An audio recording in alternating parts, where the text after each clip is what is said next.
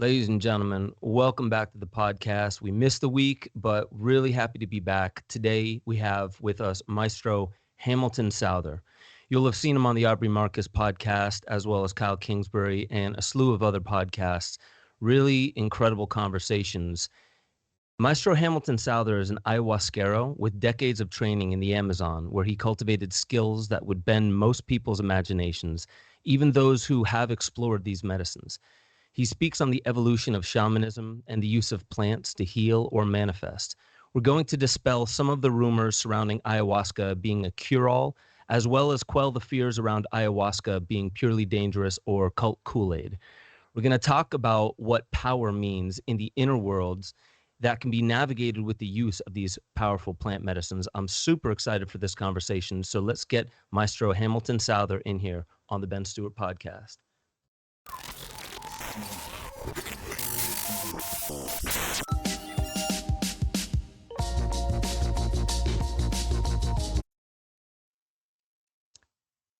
And here we are. Hamilton, how you doing today? Hey, Ben, it's a pleasure to be here, and I'm doing really great. Thanks so much. How are you? Doing really well.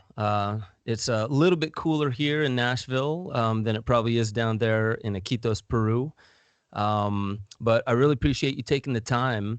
I know you were just in Costa Rica with some friends, some mutual friends, and I hope you had enough downtime to just kind of collect yourself.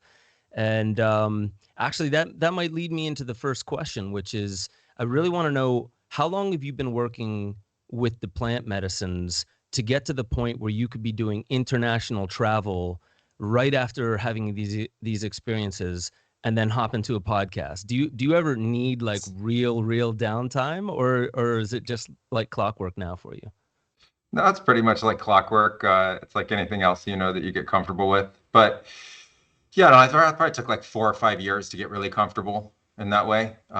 Now it's just kind of a flow state where we go into the visionary realms in ceremony and then, back to regular life and logistics and fly around. And actually tonight I'm hosting another plant medicine ceremony. So downtime isn't happening so much, but it's really beautiful. And I don't know, the plant support. So it's been actually really been great. Okay, beautiful. So I was listening to you on Aubrey Marcus's podcast, and that was such a beautiful conversation that you had. And what I came to see and notice inside you is just how down to earth and practical the conversation seems to be with you. And I'm not saying that, I've met quite a few people in the space. But usually people who have been in this space long enough, they develop a lingo that really just resembles the ayahuasca space. And you seem to have a very grounded language around it and also a very unique perspective. So I'd love to know a little bit of backstory before you got into this space. What was Hamilton like, and what was the trajectory to get you to where you are now? That's kind of funny. Hamilton basically was like kind of a fairly normal person in that sense. Went to college, studied anthropology, played golf, and was actually the year after I graduated from college interested in pursuing professional golf. Ultimately, I had my own awakening that I've talked about on a lot of other shows. The awakening was spontaneous, and I just started having these extraordinary experiences. And, through the nature of those experiences, it brought me down to Peru. But I wasn't really looking for something that was so outside the box. I was just looking for something that could explain the experiences I was having and ultimately make sense around what was mystical and spiritual. And I found the plant medicines. I was basically guided into an ayahuasca apprenticeship. And through that apprenticeship, I never really left the aspects of my practice that really were grounded and kind of, based in what everyone would call collective or normal reality. I thought of things still in a pretty scientific way. And I was trying to find ways to be able to explain these phenomena that other people could understand if they had the experience or they had the experience. So really over the last 10 years, I've been trying to develop a lexicon and nomenclature that people can relate to, if they're coming from science or they're coming from a more religious background or just kind of a more open spiritual place of exploration. It seems like there's so many differences and differentiation between the language people use. that it makes it hard across culture and sort of across verticals to be able to really speak. And I've been trying to find ways to bridge that gap and make this something understandable, because the results people have from the experience are so incredible and so shared. So many people from all over the world have had these experiences now. They're really all kind of in the same genre. And now people try to talk about them and they have difficulty explaining that. So I try to simplify that as much as possible. Okay, and so when did Blue Morpho, which is your center outside of Iquitos, or in Iquitos, I guess I would say, when was that founded? So I founded Blue Morpho in 2002, and I founded it first as a jungle adventure tour business. So I was taking people that were coming from all over the world really deep into the forest. And so I was doing my apprenticeship at that time. And so I would use the location where I had built our base camp as a location of my apprenticeship. It was the first house I built at the age of 23 years old. And so our guests would go upriver than that, and I would stay at the retreat area at the base camp and continue my apprenticeship, be in ceremonies with the other teachers, and continue my dietas. And ultimately what happened is that our guests decided that they wanted to be a part of the plant medicine experiences more than going on the jungle treks. And so we started to include the guests in our plant medicine ceremonies, which really were local healing ceremonies, because the teachers that I worked with, or the maestros, were actual local healers who are practicing with indigenous communities and other locals along the rivers. And so we started to have these ceremonies where there was both healing of locals going on and the participation of our Western guests. And I thought what was so fascinating was that our Western guests started to also experience tremendous healing and benefit, which was ultimately written about and kind of got massive international publication back in 2006 and 2007. And so, Blue Morpho started in 2002. By 2005, 2006, we were working really with a predominantly international community, and really spreading it, plant medicine, and trying to teach about the positive uses of it. That's really it's really fascinating, especially that you mentioned the locals coming to heal. So I was down, I'm sure with Aubrey or with somebody, maybe you even met Don Howard Lawler. Okay. So that was the first place that I had gone in 2008. And that very trip, there were a couple locals that showed up on the final night. And I didn't get to speak to them personally, but having talked with Howard afterwards, he mentioned in passing something that I should have asked a little bit more about, but he said that the locals seem to view the medicine in maybe a bit more of a mundane way or a day-to-day healing way. Did you find that to be true? Because I mean, and I guess I'll kind of clarify that, like, the ones who seem to come from the Western or more developed worlds, at least by and large, seem to be looking for more like this astral, out-of-body, mystical, wild experience, where it didn't seem like that was what the locals were after. It was almost like a hurt knee or something going on with their digestion that seemed to be the issue. Did you find the same? Yeah, it's based also in the culture. The people who come to plant medicine from other cultures have a mindset about it and a story about it, that it's about where drinking the ayahuasca and going somewhere else. And you got to kind of reverse that logic when you think about the way the local mythologies work. And so the locals come to plant medicine and they hear about all that same great mythology of everything going on out there, but it's really an idea that that out there is going to come to them. So they drink in the forest, they have illnesses, and their idea of medicine is that the spirit of the forest and the spirit of ayahuasca, which opens you up sort of to that great beyond, actually allows the fluid movement of energy to the ceremony itself. And that energy in the form also of different kinds of beings is going to come to the ceremony and actually perform healing on you. And it's those beings that are considered the doctors, and the master practitioners, the maestros, or the médico vegetalistas are there to really facilitate that interaction between the doctors of the forest that come from the plants themselves and these other kinds of astral beings that can come in the visions that people have, come to the ceremony and actually provide this extraordinary kind of support and healing. Now, I know from a Western perspective that sounds, kind of out there. It's like, what do you mean these energies come to the ceremony and stuff like that? But you have to understand that for the Amazonian locals, that is their living mythology. Their idea is that the forest is completely alive. It's filled with beings. Their mythology is very advanced in that sense. There are these old grandfather figures that they see with these very long gray and white beards that supposedly walk around the forest. They say the rivers are enchanted, filled with mermaids. They say that there are these different kinds of gnomes and dwarf-like creatures running around the forest all the time. And so that's actually really quite normal for them. And so they do have this very mundane attitude about coming to ayahuasca ceremonies, that they're going to come, they're going to receive healing, it's going to come from the spirit, and that's actually really quite normal for them. Wow. There's too many tangents I could go on, because when you were mentioning the dwarves and the little people, there's like, you go to Hawaii and they speak of the Menehune, and there's many other cultures that seem to speak of the little people.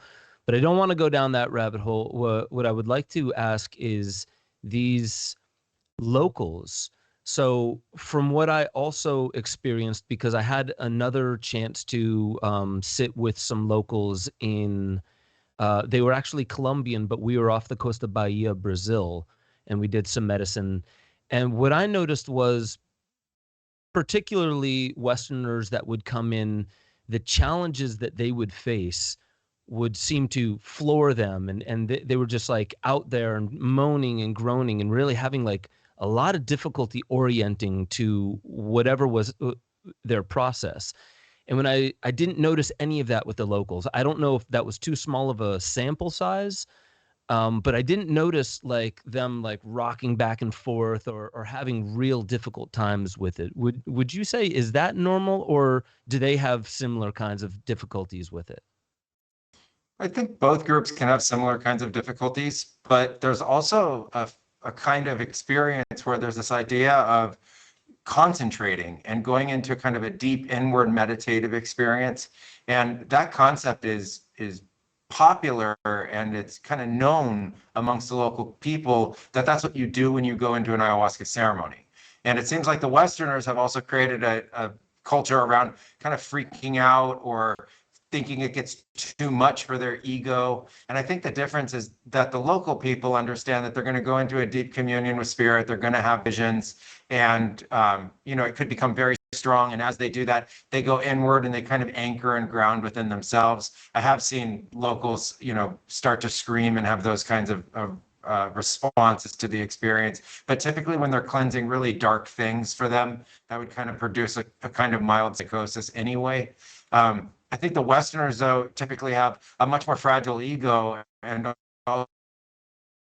mind that in the visionary states can, kind of go wild in that sense, have a much broader scope of thoughts that go through it, and that's just kind of an advent of being bottled up in the typical Western mind, and then finding this visionary experience, which opens the mind very, very quickly to things that are dramatically outside of the culture and the mythology of an individual. I mean, you have to put it into perspective that typically the ayahuasca experience for somebody from the Western world would be like the equivalent of all of a sudden finding yourself in a sci-fi movie, having it be completely real, while 4th of July fireworks are going off in all directions, and fractal mathematics is kind of going not only through you, but everything you're looking at and seeing. So if you put sort of fireworks with fractals with some sci-fi movie all taking place at the same time, you could see why somebody who's used to rush hour traffic, who's like bottled up in a 9-to-5 world, would all of a sudden feel that that's such a dramatic change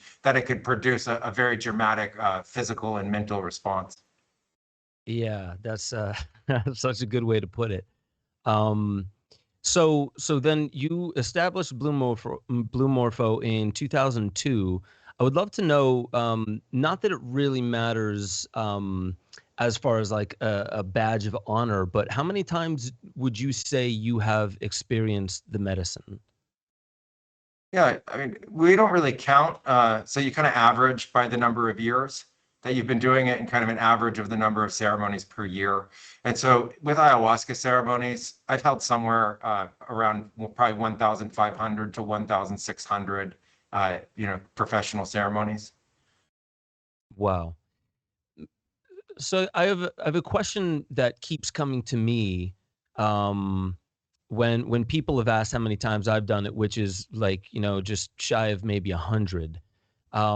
The question seems to consistently come up: do you keep getting new things out of it, or do you think you just keep returning to the well expecting, so they're equating it to this kind of like, yeah, but don't heroin addicts, they keep chasing the same feeling over and over again? And I tell them, I'm like, like, for one, I can't speak to heroin and I can't speak to that, but this, to me, so I mean, with Aubrey, I went down to Costa Rica and I did the medicine. Probably it was the most recent time that I had done it. So this was gaining on 100 times. And it was the first time that I fully realized what it was I'd been struggling with for the past 30 years. And without any doubt, I let it go. And this was something that, like, okay, maybe it took me 100 times to finally, like, find this one simple, like, gesture I could make to myself of letting go a 30-year piece of trauma inside me. And so my response back to them is, like, every single time, if it's not radically different, it's at least somewhat different, and it does seem to, like, take you a little bit deeper each time. What are your thoughts on that? Like, did you ever reach a point where you felt this medicine has nothing more for me? I would imagine not, because you're still going strong with it. But did that ever come across your mind that, like, is there an end point to this, or is it like a relationship? It just keeps evolving. Well, I think it's much more like a relationship. I think there's a difference between people thinking that they're using it, as some kind of drug or psychedelic experience versus somebody who's really training and learning in the arts associated with it. So we end up having, such high numbers of participation because we consume it when we do ceremonies or hold sessions or healing sessions for other people. And so, when we professionally work, we do so within the trance state that is created, or the visionary state that's created inside ayahuasca. For locals, they typically drink it when they have a problem. They participate when there's something that they're there to fix or something that they want to learn. And depending on what it takes to learn depends on the number of ceremonies or sessions. If somebody's really exploring something, you'll continue to learn and grow, and it'll change literally all the time. It's not something that you accumulate experience in and then that's it. It's certainly not like alcohol, where it's like 1 beer, 2 beer, 3, and night after night, it's the same kind of experience. There's a cumulative effect that takes place over time. As you become more comfortable, as there are energetic shifts and changes within you, you build new neural networks, and you build new ways that the brain communicates with the body and actually communicates through consciousness. If you're interested in consciousness exploration, your consciousness actually changes and morphs, evolves over time. And your experience of that also is constantly evolving and changing, and it's guided by your intentions and your overall purpose for being there. Some people use it for spiritual connection that is heightened, these very heightened states of awareness. I think what a lot of people who don't know, who haven't had the experience, is the tremendous amount of lucidity that you have in this. It's not like being drunk. It's not like being there drooling. It's not like being wasted. It's not like having taken drugs to escape. On the contrary, there is no escape when you have these experiences. They take you dramatically deeper into your experience, and you have to face and confront your experience. And that can produce, wild ecstasy all the way down to unbelievable terror and fear, to actually face all of the different things that you have inside yourself. So in my experience, it actually, surprisingly and amazingly, has only gotten better over the years. And in fact, in the last 2 to 3 months, I've had the best series of ceremonies I've had really in the last. And, we continue to work at it, and you have these breakthroughs. And I'm incredibly glad to have reached sort of this pinnacle of my own experiences with this, even after 20 years. And it only makes me think that after 20 more, it could still be possible to have another breakthrough of magnitude. And it actually has rekindled my entire love and joy for the practices in every possible way. And it makes me want to participate and do this on the frequency that we're doing it now. It's a kind of, reawakening of training. It's a reawakening of how beautiful the healing and transformation is. And ultimately, in the last months, there's been an unbelievable number of miraculous transformations and healing that has taken place in our presence. And I just think the joy of that is off the charts. And it makes sense why you would continue to pursue this kind of on a long-term basis. Yeah. So for me, since 2008, I've gone deeper and deeper with the medicine, my wife as well. She trained in Brazil with a fellow named Noberto for quite some time. And I mean, we both look at it as this medicine really did help us come together. It was part of one of our very first conversations back in 2012, and it's super profound in that way. And I noticed that the evolution of my experiences, first they just seemed wild until I had my very first terrifying experience. And then it began getting a bit more just personal. At first, it was just kind of experiencing wildness. And then it started becoming a lot more personal. And then it was years of dredging up some of the same thing over and over and over again, or sometimes new things and ways that I've been, ways that I've spoken to people. And I feel like I worked on quite a bit of that. It took me longer than expected, but I worked on quite a bit of it. And then how the experiences began shifting and changing over the past couple years for me was whether I reached another echelon or something in the collective consciousness might have helped shift it in this direction.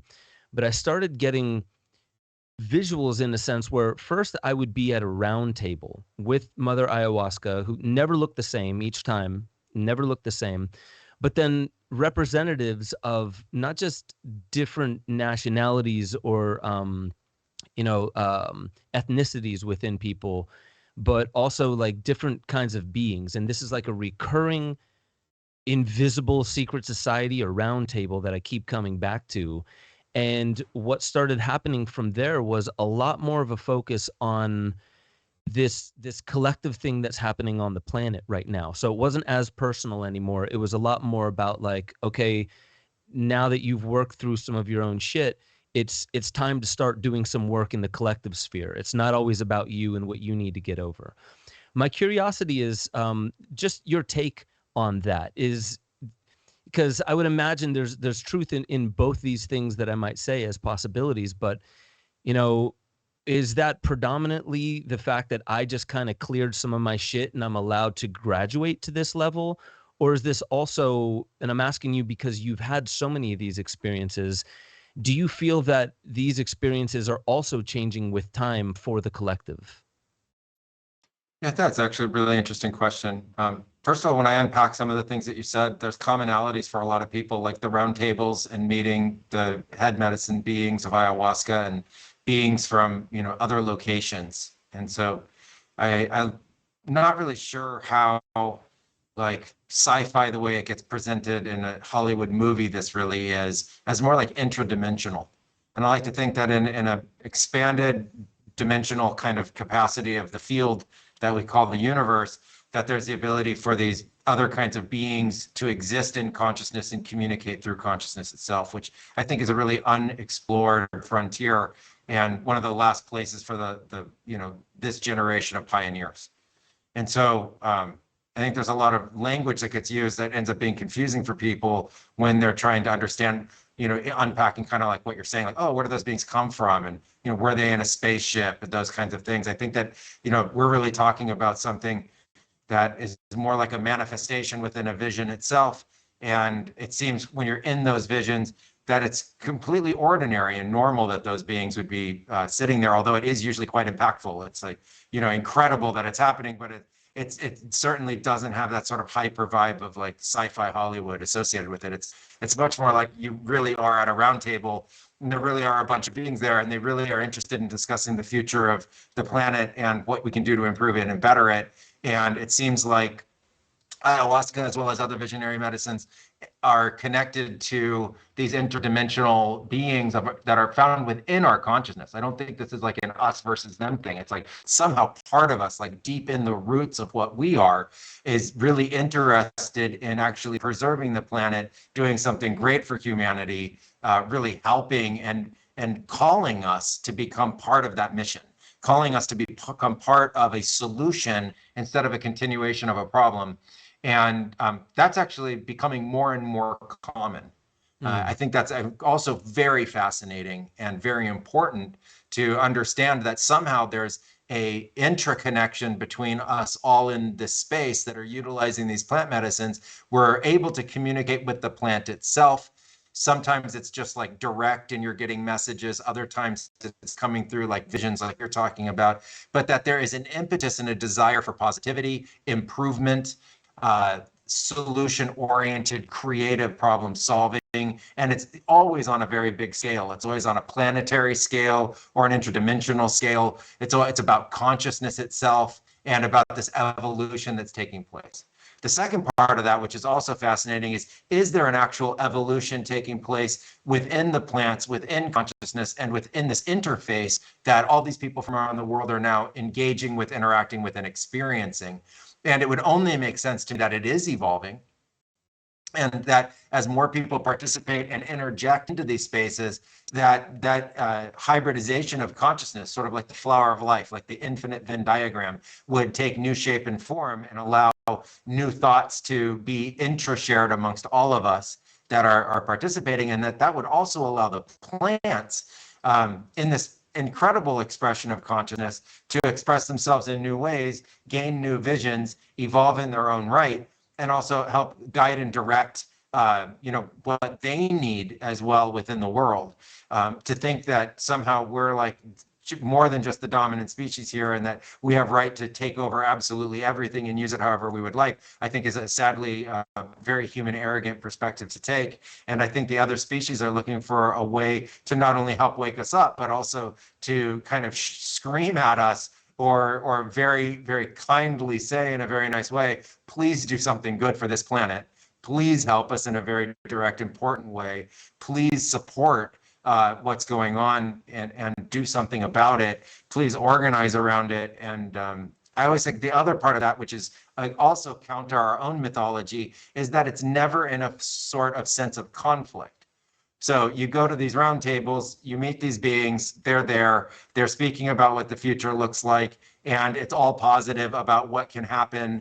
And some things are, showing or telling about how, some of the negatives that have taken place, but it's not like this is all broken and there's no hope and it's over, but rather it's actually an incredible opportunity, and it's a desired opportunity, and they love the fact that you're there, and they want you to be there, and they're welcoming you to the conversation. And so I just think that that's a fantastic expression of that evolution, and we hear more and more of it now in the space, and I would only welcome that, as much as we possibly can.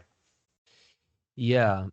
So there's a question I want to ask then, because there's a little bit of, I guess, just advice that I would like from you. And on this show, I really like, keeping it very open. I like to be as, open and honest with the audience as possible in a responsible manner. And so I find myself in a position where I'm talking a lot, I'm sharing a lot with my audience. And I kind of mentioned it at some point, but I've been hesitant to really speak about it, also because I'm wondering, like, not just how valid is what I experienced in there for other people to hear, but also, are people ready to hear things that I'm still hashing out inside me? So in this roundtable, there were things that kept coming up. And there was the very first one was the one that rocked me to my core. It was happening in the mountains of Colorado. And at this roundtable, nobody else was really bothered. It was almost like the meeting hadn't started yet. Everybody else was just kind of in their own space. But then Mother Ayahuasca was just staring at me. And so I eventually asked, like, what is it? I could tell there was something she was conjuring inside me. And her response was that not to get into all the detail, but a very profound humbling is coming to the planet. And the way that it was being spoken of didn't seem to affect anybody but me, and probably from my past context, was feeling like, okay, that doesn't sound pleasant. And there was an aspect of it that, so the only thing specifically that I'll share was, she said, like, Ben, you've felt hunger before, but you've never experienced famine. You've experienced panic, but you've never experienced mass panic. And she basically said, what would you do for yourself and your family if there was absolute panic around you? And I didn't know whether this was to be shared with me because something's actually coming, or this is something I simply needed to kind of just hash out in my own world, like preparation for how do you handle yourself under stress. And so it's one of these things that I've kind of kept the lid on for a while. But I will say that every single time I come back to the space, and now twice without the help of any plant medicines, I've found myself back in this round table with simply these messages of a huge humbling, that and again, not in this like something terrible is coming, because from everybody else's perspective, it seemed like this is a good thing. What's coming is a good thing. What's developing is a good thing, and it's going to be quite humbling in a level that would seem, and I'm paraphrasing here, in a level that would seem quite uncomfortable to people's level of comfort right now. So my thoughts, I guess the overall question to you would be, I hear a lot of people is like, oh, I developed ESP through the medicine and now like it won't go away. How much should we place on the collective reality of maybe some of these gifts and these capacities are coming up? And how much should we just kind of keep them close to the chest as we cultivate them until we learn about them a bit more?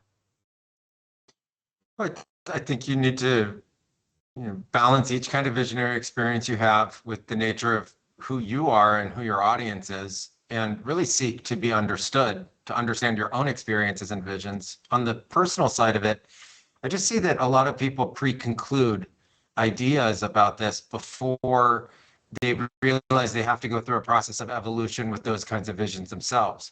Like there's so many places to be able to conjure fear out of what you said, but there's also so many things to unpack, like, well, how and why? And so when you were talking about that, I was thinking about other experiences I've had that are similar, and what that ultimately would mean in the long run. And we certainly see a culture that sadly has been sort of following what we think of from Christianity as like hell and the sins, like coming along and creating apocalyptic conditions for the climate and the environment, creating apocalyptic health-based conditions. And you could say, what we went through with COVID-19 was pestilence, and that pestilence came through the population at a, global level.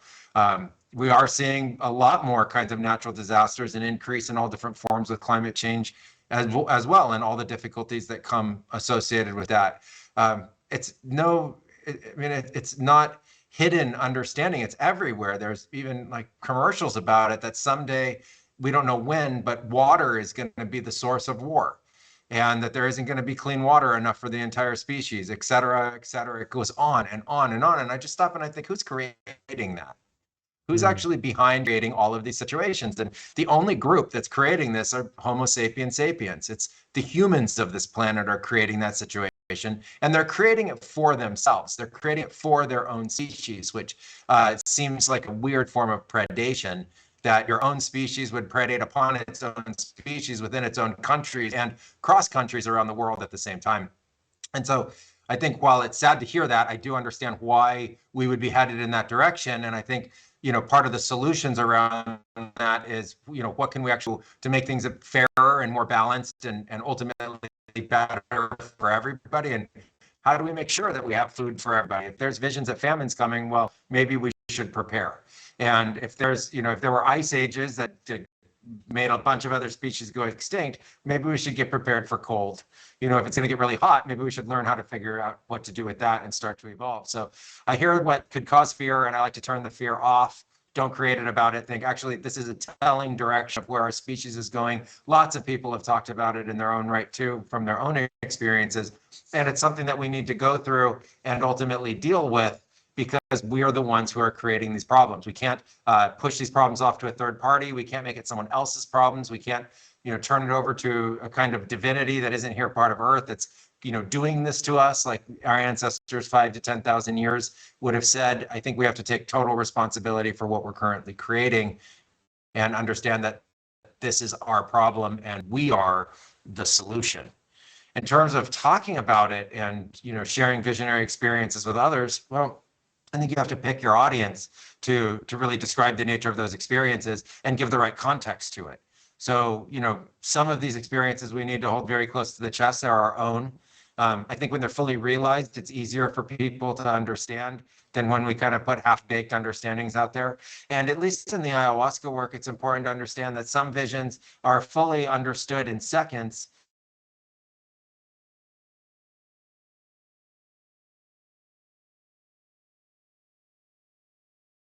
Well, it looks like Hamilton froze. Learn with this, we can share more about it and try to make it make sense. Okay, you froze there towards the very end, but I think we definitely caught the gist of it, and I appreciate what you're sharing there. I would honestly, strangely there wasn't a fear that came out of these messages to me, but really like a deep engagement with. I feel like something is being asked of me, and I'm not quite sure what it is yet. And then these periods where it's fresh on my mind, but it's not evolving. It's just, or at least not to my awareness. It just seems to be sitting there, kind of like, what did that mean? And it doesn't change. I leave, I come back, and it's just the same thing. Hasn't really evoked fear, because in a way, I think for quite some time, I've also sensed something coming, but I also don't feel like I don't feel it's going to be as radical as some would say. But then with that being said, I feel like it's not just going to be like Independence Day or some kind of movie that is just like, action packed and explosions and these kinds of things. But I feel the humbling element, it kept bringing me back to, there's something about community and how we actually share in space with relationships with other people that are going to be such a valuable commodity in the days to come. And I guess there's no other question there specifically for that, but how has the medicine helped you in your relationships, maybe not just with people in general, but like in groups and, people who are still going through healing themselves on the inside. You're constantly dealing with people and some of their darkest shit, really. And I would imagine that what had to have been cultivated there is not just an understanding that like, oh yeah, I've been there, I get that, but also like day after day, as many times as you've done this, to have the patience with people with exactly where they're at. And I would love to know some of the tools and some of the things that you have cultivated or maybe uncovered along the way that really just kind of help you, as advanced as you're getting in this, always coming back to the fundamentals and the basics, because that's where everybody is. I mean, even an advanced martial artist never stops working on the fundamentals. But specifically, like cultivating the patience that you have to, you're getting new students and new attendees each time, and they're probably dealing with some of the same stuff that you can identify it probably before they even go into medicine. What have you had to do to kind of help yourself get to that point of cultivating that patience and maybe turning off this turning off maybe not is the way to say it, but not getting to the point where you want to fast track them through their healing and just have patience with the step-by-step process of what they're going through?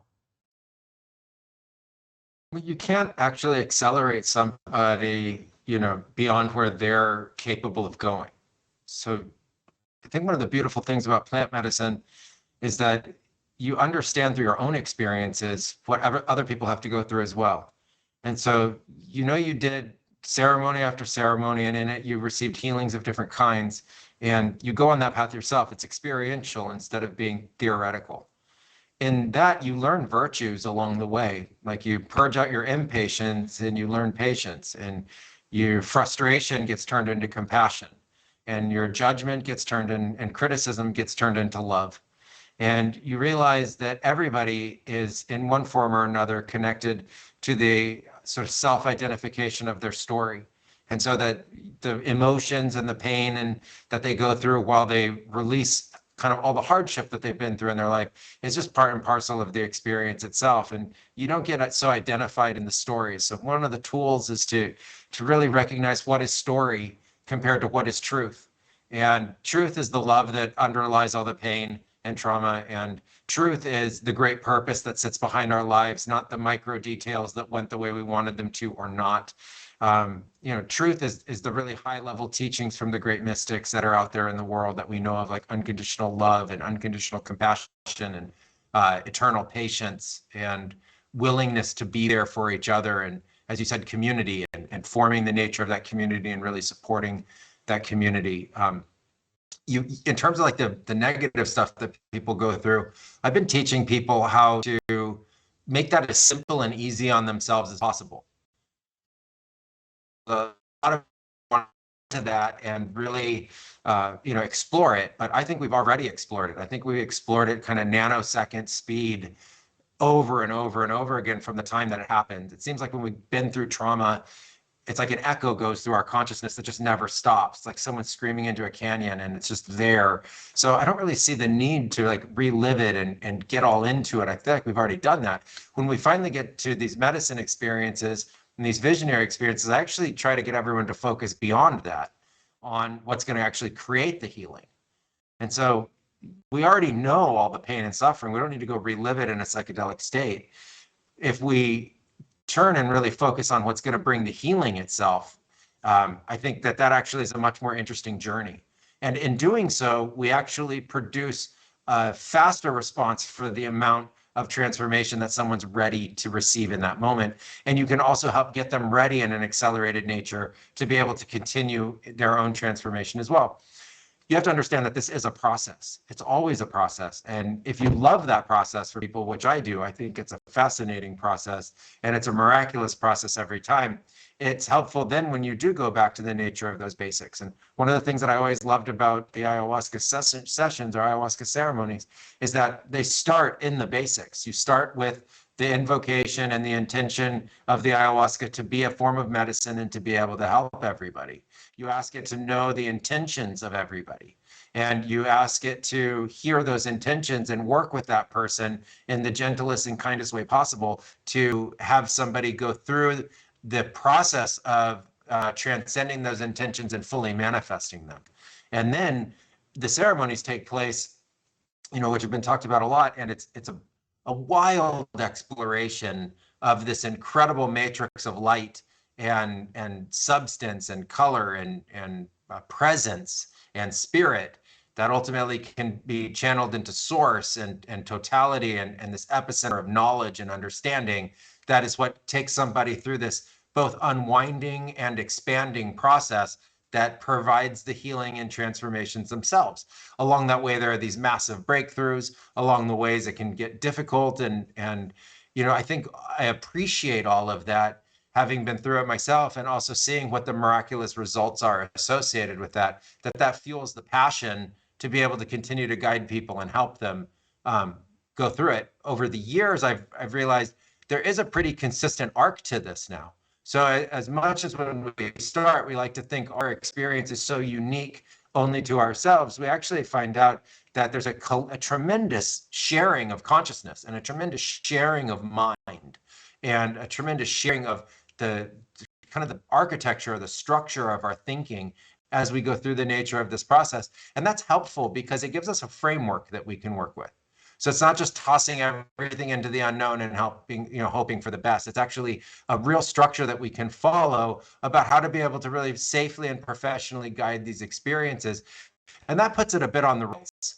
So you still get the wild experiences, but at least you know that everybody's safe as they're going through it and that there's a consistency that we can expect. That also gives us some milestones along the way that help us know that somebody's in the right direction of their process and also helps us understand the duration that it may take, whether it's, a couple more sessions or it's just take a break and let everything mature for a period of time. And so all of that really helps. The last final piece, I think, which is really important, is that make it more about your heart than make it about what's going on in your mind.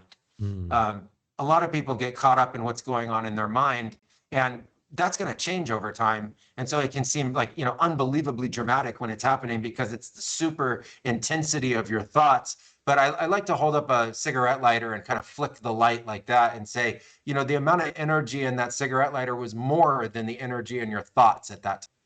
So the thoughts are such a small amount of energy that's actually taking place that it seems so overwhelming in the nature of the experience.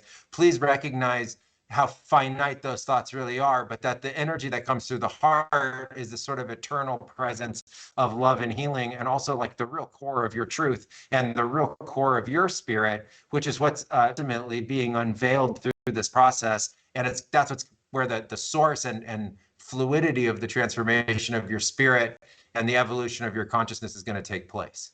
And so I kind of like to think like, drop the mind as much as possible, go as deep inward as we can, really focus on the heart, and then appreciate the nature of the experience because it is beyond our normal senses and it does awaken our extraordinary senses, and that's just a fundamentally miraculous experience to get to be a part of. Yeah, thank you for that. It brings up for me when you're speaking about the heart. In this last ceremony that I did down in Costa Rica, it was very, very interesting because I've been meditating for probably almost 20 years now. And I can definitely get to some moments where minutes go by and there's no thoughts. It has taken a lot of cultivation, a lot of practice just to get to that point where minutes go by with no thoughts, single pointed focus.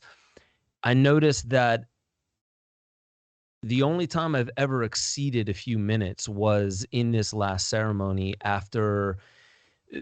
So, I won't get into the detail, but there was this thing that was really like hanging inside me for about 30 years that I finally let go of. And I thought it was going to be such a super painful thing. Like you said, people think that like you have to relive it and relive every moment of it. It wasn't it at all. And it was with this ayahuasquero or maestro, the dragon. You may have heard of him. Aubrey just came out with a film about him. But they said beforehand, if you meet the dragon, ask the dragon to kill you. And it was just this interesting thing that it stuck with me, and it kind of frightened me, that thought. But then I sure as shit, then very first thing that happened was I encountered this dragon, and I said it. Please, take what no longer serves me, kill the me that is possibly holding me back. And thinking that I would have to go through some immense pains, like being lit on fire or crushed or drowned or something like that. And it was this really sweet, almost feminine voice that said, like, you've been through all that pain. Actually, all you need to do is let it go. And you've known this, but like now you have a chance to practice. And after this moment of letting go, not just the literal feeling of all this weight kind of in 360 degrees, this weight just leaving me, but I didn't have a watch. I didn't know how much time, but it felt like an hour or two. A lot of time passed, not a single thought. And really, my body barely fidgeted, barely moved. I was present within my body, but it felt like my metabolism and everything kind of slowed down. And the only thing I could do was really just kind of hold my heart. And I was just so grateful for that. And I had noticed how often I just ignore that for all the frilly shit and all the colorful, stuff that's going on in my head. So I just wanted to say that was really profound to hear you mention that, because I definitely think that's very powerful. And I want to know from your perspective, do you do the singing? Do you sing the Icaros in ceremony? Yeah, we use Icaros. There are ceremonies where you use a lot of Icaros, and there are ceremonies where you use less. Icaros are tools that are being used, and there are lots of different kinds of uses of them. But yeah, we absolutely use Icaros, and Icaros are a very important aspect for us of the ayahuasca ceremony. It's part of how you guide the ceremony. It's also part of how you help people. It's how you communicate. A lot of people don't know that Icaros aren't just chants or songs. They're actually a form of communication. And so it's a language that you learn over time. It's tonal. It's It's also kind of sing-songy in its own right. It has its own language, like its own meanings to the words that are being expressed. And there's also this kind of aspect of your extraordinary attention and intention that's being communicated through it. And so it's actually a very powerful tool of the ceremony.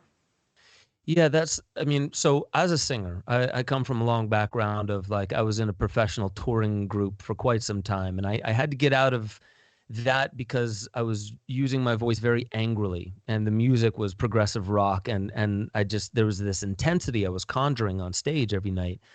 And then shortly thereafter, I really started just, playing the guitar and singing in a more casual voice. And I started noticing just a deeper aspect of what the voice actually is. And it kept coming to me that the way that the voice is used, not just the words and the notes that you hit with perfection or not, but the soul that you put into it. There's a communication that is almost a channeling mechanism. So I wanted to ask you, as somebody who uses your voice in this respect, do you notice, or do you find that it's not just a recital of the Icaro that you've probably sung before, but it's a bodily orientation where you open yourself maybe somehow, and the way that you use your voice is just as imperative as the song itself? Does that resonate at all?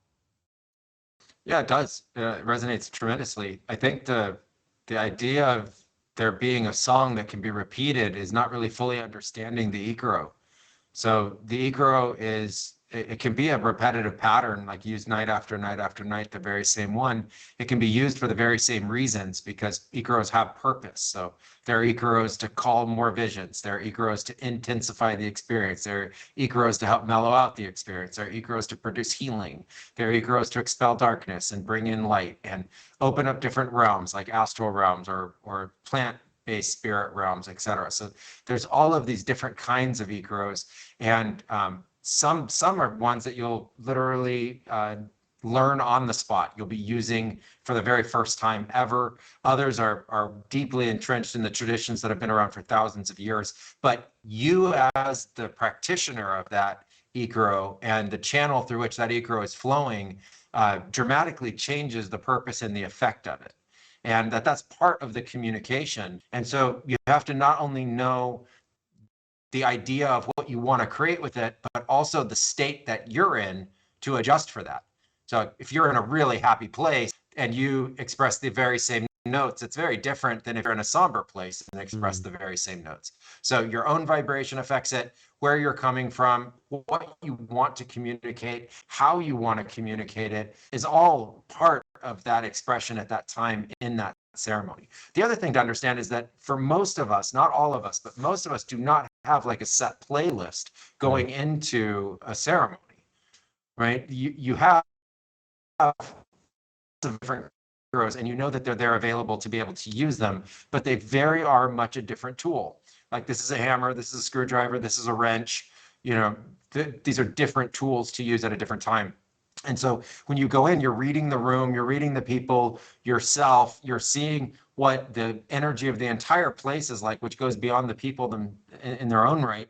And you could have a vast idea of what you think is going to happen and what you would like to ultimately produce in the form of the Icaros, and find out that actually nothing that you thought was going to happen actually is what happens. And you get in there and in real time, the Icaros are flowing in different orders in different ways than you ever would have thought. And you just follow that. So for us, there's this flow state that we get into, and in the moment which Icaros to use because they're being used to guide the next part of the ceremony based on what the different participants in the ceremony are doing. And there are no two ceremonies that are the same.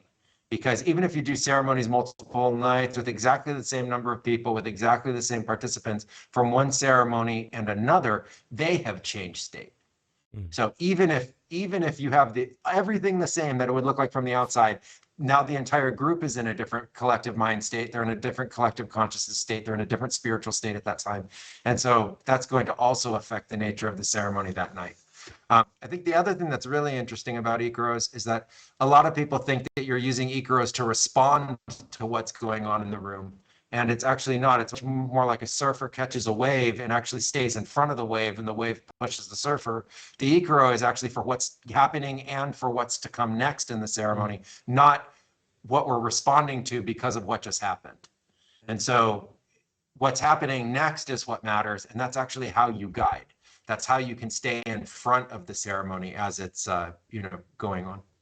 Wow, that is an interesting way to think about it, and that actually it somewhat addresses the next and probably the last topic that I really want to land on, which are entities. So most of the ceremonies I've ever done, there's this container that we put ourselves in with Mapacho. I shouldn't say we. I mean, the facilitator puts us in this protective bubble. And I've heard on several occasions that entities will visit in the middle of ceremony, sometimes just hanging around, sometimes, just with this seemingly curious, sometimes with an intention. And my question is to you is, because I had thought about this when I had just considered it, and Ikaro is going on, and I haven't ever heard a facilitator miss a beat. And my thought is, have you ever had something like, let's say, in the middle of an Ikaro, an entity appear, something that you didn't expect in the middle of an Ikaro that maybe caught you off guard or something like that, or you felt that you had to address in the middle of an Ikaro? Do you catch what I'm saying? Yeah, I think that actually happens all the time. So is it very are imperative to stick with the Ikaro, not like deviate from it, or does the Ikaro change in the middle of it based upon what's happening? it can change. Yeah, it can definitely change. Like, so if you're in a, first of all, I think entities are kind of like encoded energies in our consciousness. So, somehow they're like part of the field at that time. And there's a lot of mythology around them, and I don't really like vibe or resonate with a lot of the mythology that's about. Like I say, a lot of the mythology seems very like Hollywood-esque around this. And I actually think this is way more common than people think. Like, I was just on an airplane recently, and there was a cartoon movie, and the cartoon movie was way sketchier than seeing entities in an ayahuasca ceremony.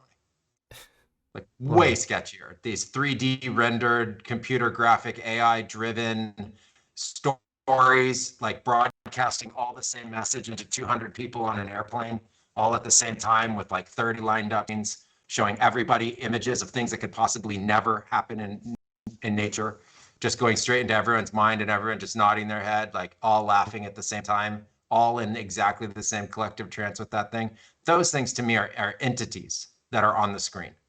Those are computer generated entities. They're there, they're pixelated, and they're coming at you, and you can't get away from them unless you close your eyes, and they're telling you a story, and the story is somehow making sense to you, even though there's literally nothing factual that could possibly be about it. And so I think people have the idea of entities literally all wrong. I think when you go into a forest and you see all the plants, those are all entities.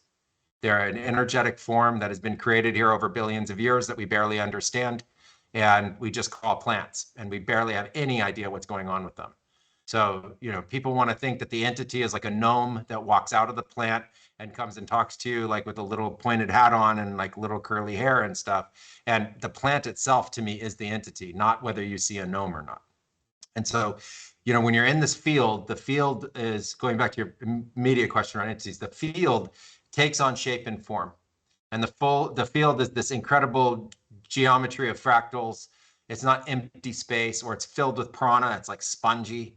And in it, the energy can start to take on shape and form, right? And in the nature of that shape and form, portals can open and spirals, and you can look through them, and it looks like you're looking into infinity. And things that seem really big in normal states of consciousness can seem really small. Like, you can be holding spiral galaxies in your hands, which, obviously your hand seems much smaller than a spiral galaxy. So like, what's going on here in terms of perception is very, very different. So within the interplay of this energy, and within the interplay of consciousness making shape and form out of all of this, these entities can appear. And the entities, can either be helpful or can just be neutral, or they can even be harmful. There are many different choices.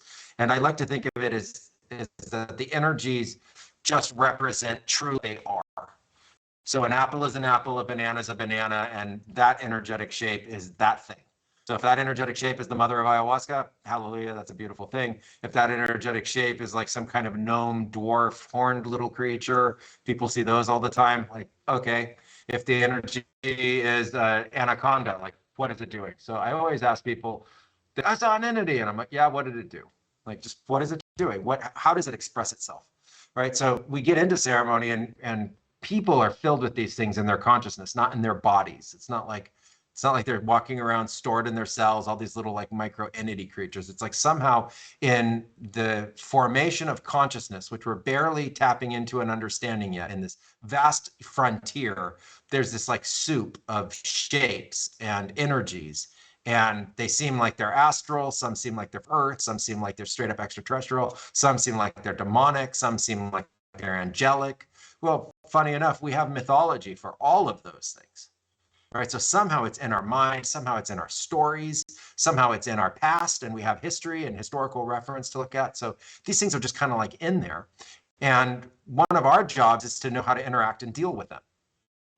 And so when they show up, we have many different ways to be able to deal with these. And these are practices that have been handed down generation by generation for literally thousands of years. So you have to think, like, before there ever was a notion of Christianity, before there ever was a notion of Buddhism, there were people doing these ceremonies, understanding these quote unquote entities, dealing with them and interacting with them. There's a great story around this that I heard once, which was this guy comes out of this session, the ceremony, and he saw these like massive entities that are ringing the earth, and they're like giants, way bigger than the earth. And they're there, and they're warning the guy that they're going to come to earth and dominate the earth, right? These massive entities. And they go to the shaman guy, and they say, it tells him the story. And the shaman just kind of looks at him and laughs and goes, oh, are they still saying that? Like, that's it. Like, really? Like, oh, it's continuing that story, right? So yes, these shapes, these entities, they come to the ceremonies, and then you have to know how to deal with them. And if you don't, that's what can be really dangerous about this, and why we always talk about safe and professional practice, because the management of this collective consciousness and these beings that are found within it is unbelievably important to the safety and security of everybody else. So one entity should not move from one person to another. Entities should always be removed from the ceremony itself. The nature of entities, if they're negative, people need to be protected from them, obviously in a variety of different ways. As you mentioned, Mapacho is one way to be able to create protections for people. Intention and invocation is a way. The energetic channeling and control within the room is another way. Using other kinds of entities to deal with entities is a very popular traditional Amazonian technique. So if these kinds of entities appear, you use these kinds of entities to move them. And it functions very much in just like a balance of power. If the entity doesn't want to be moved, you bring in an entity that's powerful enough to move that one. And then you find out that, really interesting, a lot of our psychosomatic and psychological illnesses are also intertwined with these beings. So one of the things that I thought was really amazing about learning how to heal people was that I would go up to them in ceremony, and you would see this, like I said, this field energy around them, and there would be like all these swarming, almost like bees, but these, like, you'd stop one thing, they're like swarming energies all around somebody. Look at them, and they'd be like these little, like, demonic gremlin-y looking things, maybe about the size of literally like a bee. And I would look at them, and all they would do is say negative things. Oh, wow. Like, just negative things about the person. Wow. All they did was broadcast unbelievable self-hating negatives talk. And that's literally all they did.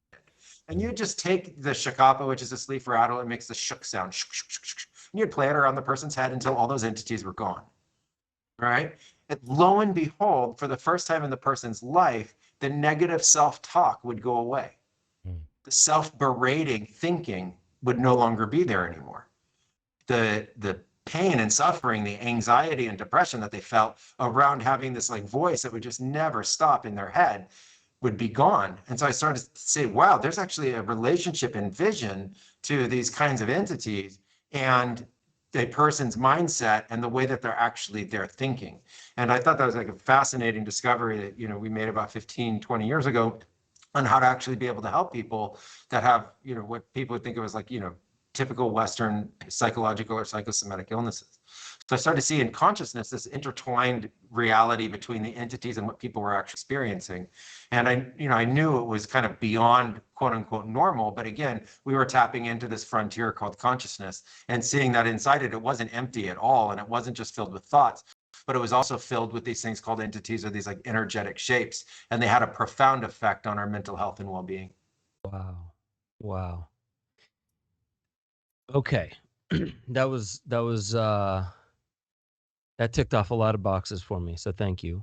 Last thing I want to ask, especially that image that you just shared about these little tiny gremlins and the self-talk, there's definitely a lot to mine there. And I'm curious, this will be the last question. It's like, for you personally, somebody who has to walk between these worlds, what is a daily practice, or do you have a morning ritual, an evening ritual, just on regular days that's just daily upkeep for you, just to stay in balance as you're constantly helping people with these things and you're constantly going into these experiences as well, and then toggling back and forth between that and TSA and international travel and all that kind of stuff?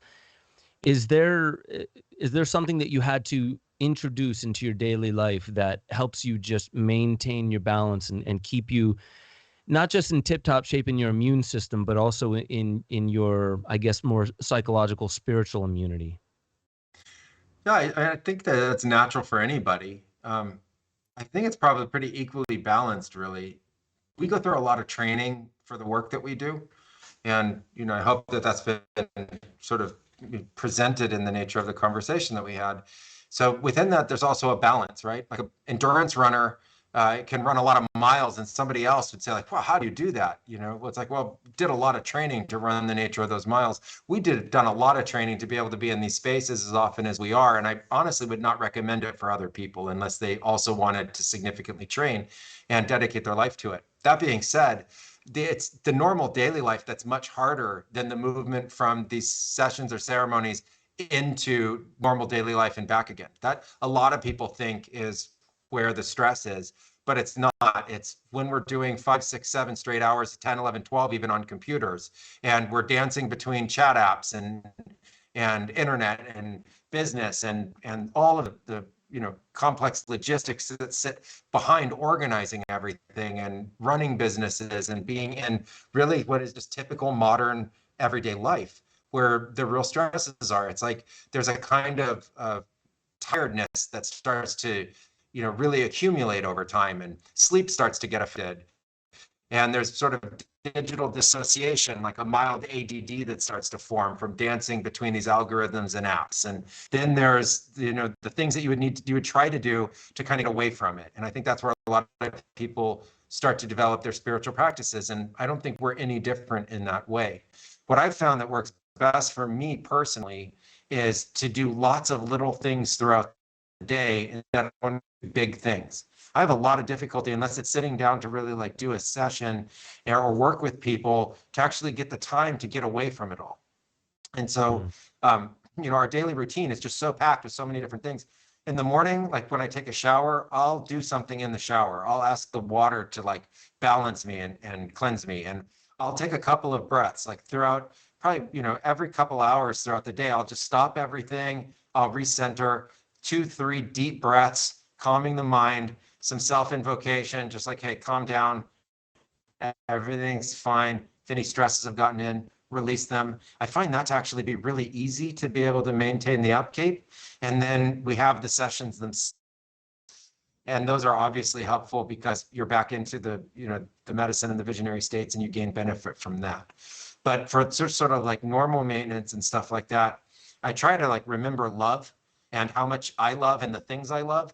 It's really easy for the mind to get distorted and to forget about that. And the power of love is really incredibly strong in terms of resetting and helping.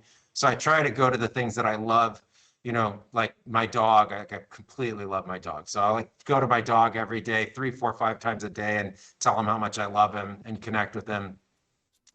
Same, I have 2 dogs. So same thing with our other dog, like love them so much. So like that love helps reset.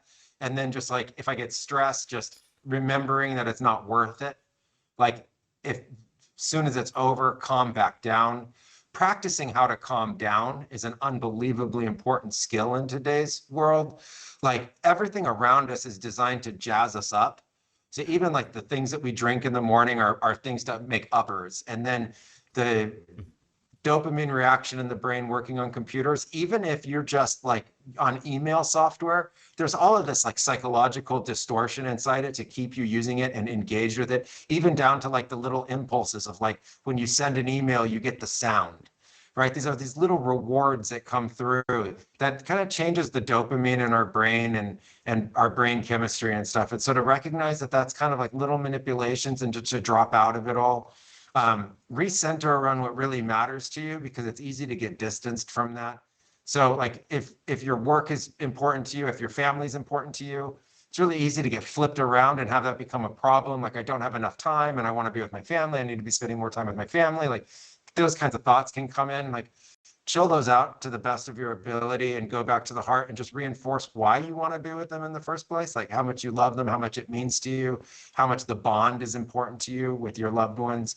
Then the breath, learning how to take really deep breaths, like not just like meditative breaths, but just like really full, amazing breaths. And then letting it go, like it feels so good. And then just like letting it out is so important as well, because like pent up tension and stress will just melt away from the body. And that's like a little mini reset to have. Realizing that you can always take, like always in time, you can take 30 seconds, a minute, 2 minutes. It's not going to ruin your day or your life or anything to take 2 minutes. So take them whenever you need them. And I think all of those things combined ultimately helps maintain a more balanced state, kind of with everything that we face in the modern developed world.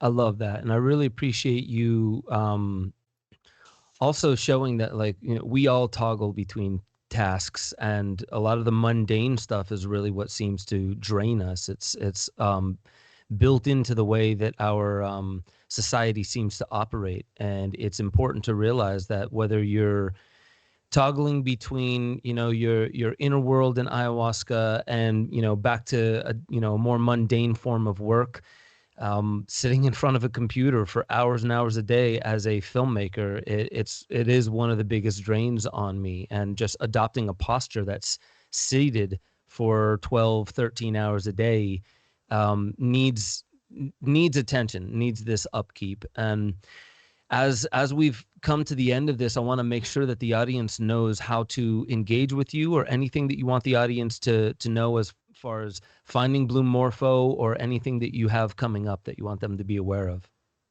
Yeah, no, that's fantastic. Thank you. So bluemorphotours.com is our website, and we have retreats scheduled for 2023. We'd love to have you come on retreats with us and come to get to know us and experience what we're talking about in person. So we have plant medicine retreats that are there on the website. So that's what we have going on right now at bluemorphotours.com.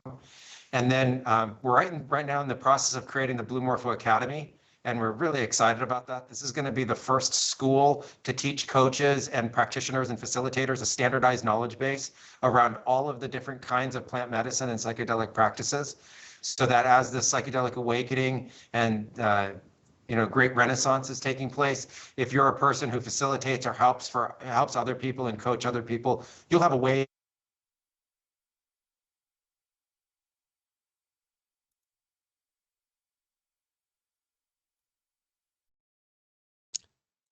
So in the next couple of weeks, part 2 of Medicine versus Sorcery, the sort of untold stories of ayahuasca, is coming out. It chronicles the second half of my apprenticeship, where we go from, in the first book, it's all about getting into the apprenticeship. And now it's about finding my stride inside the apprenticeship and telling the story about, halfway through to the conclusion of the apprenticeship. And that'll be available on Amazon.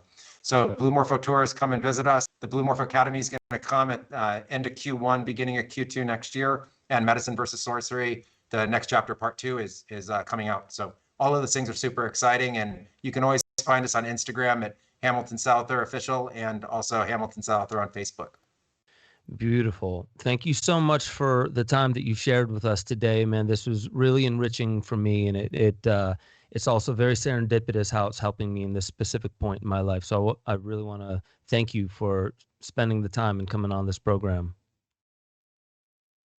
Oh, Ben, it's a pleasure. It's a long time in the making to get to meet you. We have so many friends in common. I've spoken so highly of you. And yeah, it's just incredible to have this opportunity. And thank you for having me on the podcast as well. And, shout out to all the listeners. Thank you, guys. We really appreciate you. Beautiful.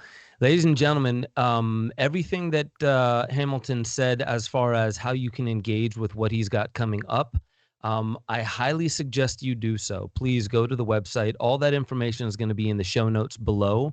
So please engage with that. Gordon and I spend a lot of time bringing as many quality guests here as possible to make sure that we're talking about the deeper fundamentals of how it is to do the human thing here. And when we get what you might call out there with our topics, this isn't outside the realm of what it is to be a human. This is including all those things. And it's I believe that the world that we're in is these things that feel like they're accelerating are also how we are accelerating into this new us that we are moving into. And there are so many ways that we can not only be there for ourselves, but also can be there for others that are going through experiences that maybe they don't fully understand. And maybe we don't even need to fully understand it, but if we could be there for them as they're moving through this growth process, that is what we intend to do here on the Ben Stewart Podcast. So thank you so much to Hamilton and to everybody who's doing this really good work, because honestly, this is devotion to service. Really, when you have devoted your life to serving others in their process of growth, I don't see there being a higher task out there. And I really hope everybody who feels called to the medicine to please check out Blue Morpho. Again, all that information is in the show notes below. So with that being said, I love you all. We do this every single Thursday at 5 p.m. Eastern. We try to bring you as much high quality content as possible. I love you all. Make sure every single day you remind yourself that you are not only worth it, whatever you're experiencing, but you have what it takes to rise to the occasion. I love you all, and I'll catch you all next time on the Ben Stewart Podcast.